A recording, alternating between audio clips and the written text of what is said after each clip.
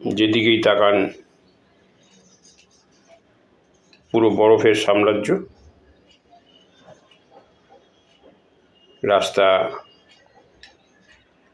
বাড়ির ছাদ, গাছের ডাল, মাঠ, সব বরফের নিচে। তার মধ্যে দিয়েই ট্রেন চলছে কোনো রকমে। ট্রেনের লাইনের ওভারহেড দেখা যাচ্ছে। এটা একটা স্টেশন। আপনারা দেখতে পাচ্ছেন স্টেশনে নামারও জায়গা নেই, এই বরফের ওপরেই নামতে হবে। আমাদের অশেষ সৌভাগ্য, আমরা প্রকৃতির এই লীলা খেলা দেখতে পেয়েছি এবং এটা আপনাদেরও দেখানোর চেষ্টা করছি। আপনারাও সকলে দেখুন এবং এপিস ক্রিয়েশন চ্যানেলটিকে সাবস্ক্রাইব করুন।